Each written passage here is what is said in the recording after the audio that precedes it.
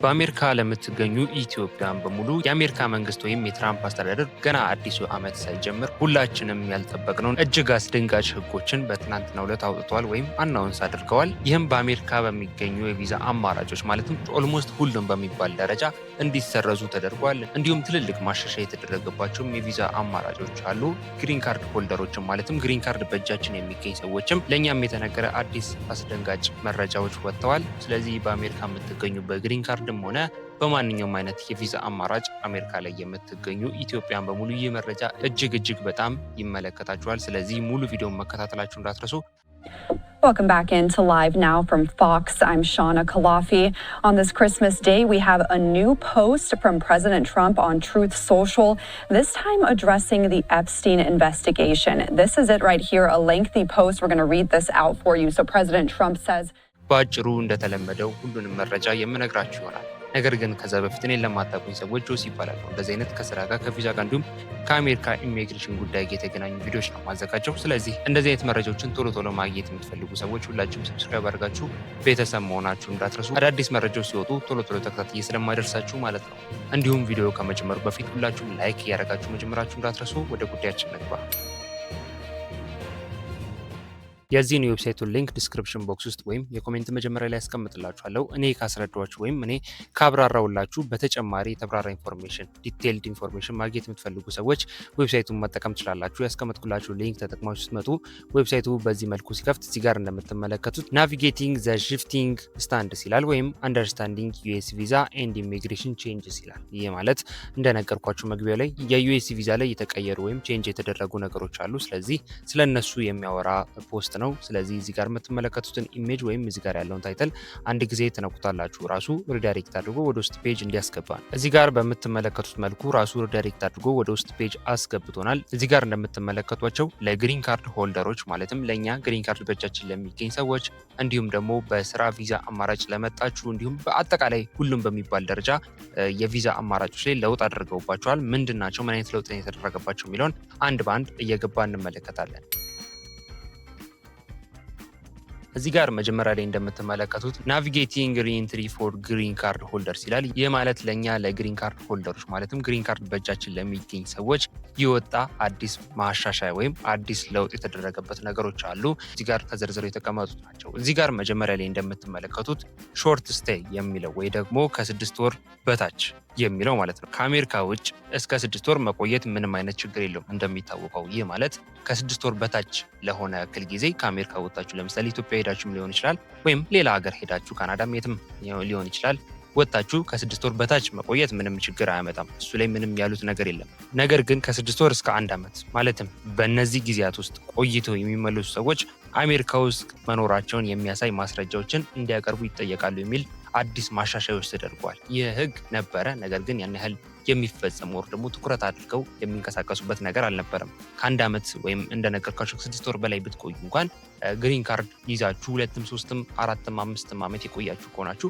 ግሪን ካርዱ ከእናንተ ጋር ረዥም ዓመት ስለቆየ ትንሽ ማጣሪያ ብቻ አድርገው እንድትገቡ ያደርጓችሁ ነበር። ነገር ግን አሁን ይህ ነገር ተሰርዞ በትኩረት እንደሚሰሩ ማለትም አሜሪካ ውስጥ መኖራቸውን ወይ ደግሞ አሜሪካ ውስጥ መቆየታችሁን የሚያረጋግጥ ዶክመንት እንድታቀርቡ ትጠይቃላችሁ። ለምሳሌ ከነሱ መካከል ዶክመንቶቹ ምን መሆን አለባቸው የሚለውን በምንመለከትበት ጊዜ ለምሳሌ እንደ ቤት ኪራይ ደረሰኝ ሊሆን ይችላል ወይም ደግሞ የባንክ ስቴትመንት ሲባል ጀስት የባንክ አካውንታችሁን መስጠት ሳይሆን በቃ ብዙ ትራንዛክሽን ያለው የባንክ ስቴትመንት ማቅረብ ይኖርባችኋል። እንዲሁም ደግሞ የግብር መረጃ ግብር ከፋይ መሆናችሁን ግብር ሰዓታችሁን ጠብቃችሁ ግብር ለመንግስት እንደምትከፍሉ ማረጋገጥ መቻል አለባችሁ። እነዚህን ዶክመንቶች ማቅረብ አለባችሁ። አለበለዚያ እነዚህን ዶክመንቶች ማቅረብ ማትችሉ አይነት ሰዎች ከሆናችሁ ወይ ደግሞ እነዚህን ዶክመንቶች ለመስጠት አፕሩቭ ለማድረግ እጃችሁ ላይ የማይገኝ ከሆነ ነዋሪነታቸውን ትተዋል ማለትም በገዛ ፈቃዳቸው አሜሪካ ውስጥ ለመኖር የተሰጣቸውን ዶክመንት ማለትም ግሪን ካርድ እንዲንቀሳቀሱ የሚያደርገውን ሬዚደንሲ በገዛ ፈቃዳቸው ትተዋል ብለው ነው የሚያምኑት። ስለዚህ ግሪን ካርዳችሁን ትነጠቃላችሁ።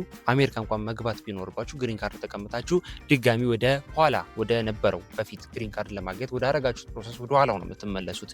ወደ ቲፒኤስ ልትመለሱ ትችላላችሁ ወይም ወደ ሌላ አይነት የቪዛ አማራጭ ልትመለሱ ትችላላችሁ። ስለዚህ ትኩረት አድርገው የግብር መረጃ፣ የባንክ ስቴትመንት እንዲሁም የቤት ኪራይ ደረሰኞችን እየጠየቁ ስለሆነ እንደነገርኳችሁ ከ6 ወር በላይ መቆየት እጅግ ዋጋ የሚያስከፍልበት ሰዓት ላይ ደርሰናል። ስለዚህ እነሱም በትናንትናው ዕለት ያሳወቁት እነዚህን ዶክመንቶች ስለምንጠይቅ ወይ ደግሞ ዲቴል በአስገዳጅ መልኩ ስለምንጠይቅ ይህን ነገር ትኩረት ማድረግ አለባችሁ ነው እያሉ የሚገኙት። ሌላኛው ከ1 ዓመት በላይ ከአሜሪካ ውጪ ወጥቶ የቆየ ማለትም ያለ ቅድመ ፍቃድ ከ1 ዓመት በላይ ከአሜሪካ ውጪ መቆየት ግሪን ካርድ ሊያሰጣ ይችላል። ይህ ማለት ምን ማለት ነው? ያለ ቅድመ ሁኔታ ማለት ሪኢንትሪ ፐርሚት ሳንሞላ ወይም ፎርም I-131 የሚባለው ፎርም ሳንሞላ ከ1 ዓመት በላይ ከአሜሪካ ወጥተን የምንቆይ አይነት ሰዎች ከሆነን ሙሉ በሙሉ ግሪን ካርዳችን እንዳጣ ነው እያወቅን ነው ወደ አሜሪካ የምንመለሰው ማለት ነው። ስለዚህ ከ1 ዓመት በላይ መቆየት ሀሳብ ካለን 1 ዓመትና ከ1 ዓመት በላይ የመቆየት ሀሳብ ካለን እንደነገርኳችሁ ሪኢንትሪ ፐርሚት ኦንላይን ነው የሚሞላው። ይህንን ፎርም I-131 የሚባለው ወይም ሪኢንትሪ ፐርሚት መሙላት ግዴታ መሆኑን በትናንትናው ዕለት አስጠንቅቀው ተናግረዋል ማለት ነው። ስለዚህ ለግሪን ካርድ ሆልደሮች በትናንትናው ዕለት ወይም ግሪን ካርድ ላለን ሰዎች በትናንትናው ዕለት ትኩረት አድርገው የተናገሩት አማራጭ ይህን ይመስላል። እዚህ ጋር እንደምትመለከቱት በሁለተኛ ደረጃ ማሻሻያ የተደረገበት ደግሞ ኢምፕሎይመንት ቤዝድ ቪዛ ለሚባለው ወይ ደግሞ ስራ ላይ የተመሰረቱ የቪዛ አይነቶችን የሚመለከት ይሆናል ማለት ነው። የተቀየሩ ነገሮች አሉ፣ የተሰረዙ የቪዛ አማራጮችም አሉ። ከነሱ መካከል EB4 የሚባለው የቪዛ አማራጭ ሙሉ በሙሉ እንዲሰረዝ ተደርጓል። ይህም ስፔሻል ኢሚግራንቶች ወይም ደግሞ ለልዩ ስደተኞች የሚሰጥ የቪዛ አማራጭ ነበር። ይህ ሙሉ በሙሉ ካንስል እንዲደረግ ወይም እንዲሰረዝ ተወስኗል። ይህም የቪዛ አማራጭ ሲሰጥ የነበረው ከዚህ በፊት እንደሚታወቀው ለሃይማኖት አገልጋዮች ለምሳሌ ለዘማሪዎች ወይም ደግሞ መምህራን ስል ለሃይማኖት መምህራን ማለት ነው የሚሰጡ ስፔሻል ለሆኑ ኢሚግራንቶች የሚሰጥ የቪዛ አማራጭ ነበር። EB4 የሚባለው የቪዛ አማራጭ ከዚህ በኋላ ሙሉ በሙሉ ተሰርዟል ላልተወሰነ ጊዜ ማለት ነው። ሌላኛው EB1 የሚባለው ወይም እዚህ ጋር እንደምትመለከቱት EB1 የሚባለው ነው። ይህ EB1 የሚባለው የቪዛ አማራጭ ልዩ ችሎታ ላላቸው ሰዎች ለምሳሌ ለሳይንቲስቶች፣ ለታዋቂ ሰዎች፣ ለስፖርተኞች እንዲሁም በቃ ስፔሻል ለተባሉ ልዩ ችሎታ አላቸው ለሚባሉ ሰዎች የሚሰጥ የቪዛ አማራጭ ነው። አሁን ግን ከዚህ በኋላ የሚደረገው ነገር የሚሆነው በጣም ዲቴል የሆነ ዶክመንት ማቅረብ ለሚችሉ ሰዎች ወይም ጥብቅ የሆነ መረጃ ላላቸው ሰዎች ብቻ ነው ይህንን የቪዛ አማራጭ የምንሰጠው ሲሉ ተናግረዋል። ይህም ማለት እንደነገርኳችሁ ዲቴል የሆነ እንዲሁም ጥብቅ የሚባል መረጃዎችን ማቅረብ የማይችል ሰው ይህንን ቪዛ ከዚህ በፊት እንደነበረው ወይም በቀላሉ ማግኘት አይችልም ማለት ነው። ሌላኛው EB2 እና EB3 የሚባለው እዚህ ጋር የምትመለከቱት የቪዛ ካታጎሪ ወይም የቪዛ አማራጭ ነው። እነዚህ የቪዛ አማራጮች ማለትም ሁለቱ የነገርኳችሁ የቪዛ አማራጮች ሌበር ሰርቲፊኬሽን ወይም የስራ ፍቃድ ማረጋገጫ እንዲያቀርቡ ይጠየቃሉ። ይህ ማለት የሚሰሩት ስራ በአሜሪካውያን ሊሸፈድ የማይችል መሆኑን ማረጋገጥ አለባቸው ሲሉ ቃል በቃል ተናግረዋል። ይህ ማለት በሌበር ወይ ደግሞ በኤልኤምኤ ሌበር ሰርቲፊኬት ልታገኙ ይገባል። ይህንን ማግኘት ካልቻላችሁ EB2 እና EB3 የሚባሉ ቪዛዎችን ከዚህ በኋላ እንደማይሰጡ ማለትም እንደነገርኳችሁ ሌበር ሰርቲፊኬሽን ማግኘት ላልቻሉ ወይ ደግሞ እንደነገርኳችሁ የስራ ፍቃድ ማረጋገጫ የሚባለውን ማለት ነው በአማርኛ እሱን በእጃችሁ መያዝ ካልቻላችሁ ድረስ እንደነገርኳችሁ እነዚህ የቪዛ አማራጮች አይሰጧችሁም ማለት ነው።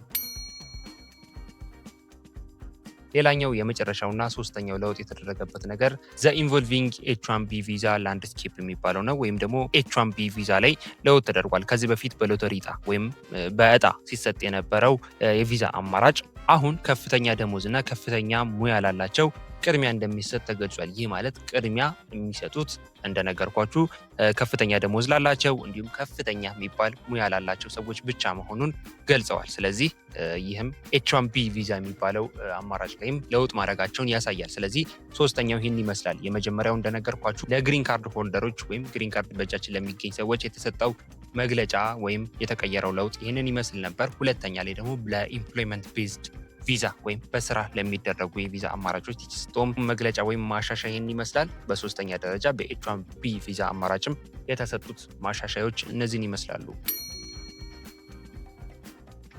ስለዚህ አጠቃላይ በትናንትናው ዕለት የትራምፕ መንግስት ሁላችንም ያልጠበቅነው አዲስ ያደረጋቸው ለውጦች ማለትም ኦልሞስት ሁሉም በሚባል ደረጃ የቪዛ አማራጮች ላይ ትልልቅ ለውጦችን አድርገዋል። ሁላችንም ያልጠበቅነው ነው። ስለዚህ በትናንትናው ዕለት የነበረው መግለጫ ይህን ይመስላል። አሪፍ ኢንፎርሜሽን እንዳገኛችሁበት ተስፋ አድርጋለሁ። ሀሳብ አስተያየት፣ እንዲሁም ጥያቄ ካለ ኮሜንት ላይ ጻፉልኝ። እንዲሁም ኔክስት እንድሰራው የምትፈልጉት የቪዲዮ ሀሳብም ካለ ኮሜንት ላይ መጻፋችሁን እንዳትረሱ። እንዲሁም ለዚህ ቻናል አዲስ የሆናችሁ ሰዎች ሰብስክራይብ አድርጋችሁ እንደዚህ አይነት ከዩኤስ ኢሚግሬሽን ጋር የሚገናኙ ቪዲዮዎች ስለሆነ ማዘጋጀው እንደዚህ አይነት መረጃዎችን ማግኘት የሚፈልጉ ሰዎች ሰዎች ሁላችሁም ሰብስክራይብ ማድረጋችሁን እንዳትረሱ። እንዲሁም ቪዲዮን ከመውጣታችሁ በፊት ሁላችሁም ላይክ ያደረጋችሁ ምን ያህል ቪዲዮን እየወደዳችሁት የተመቻችሁ አሪፍ ኢንፎርሜሽን እያገኛችሁበት እንደሆነ ሁላችሁም ላይክ ያደረጋችሁ አሳውቁኝ። ምክንያቱም ላይክ ባረጋችሁት ቁጥር ምን ያህል ቪዲዮ ሰፖርት እያደረጋችሁ እየረዳችሁ እየወደዳችሁት እንደሆነ ስለምረዳ በርካታ ቪዲዮዎችን እንዳዘጋጅላችሁ ይረዳኛል። ስለዚህ ሁላችሁም ላይክ ያደረጋችሁ ቪዲዮ እንደወደዳችሁ ታሳውቁኝ። በቀጣይ በሌላ ቪዲዮ አገኛችኋለሁ። ለሁላችሁም መልካም እድል፣ መልካም ጊዜ።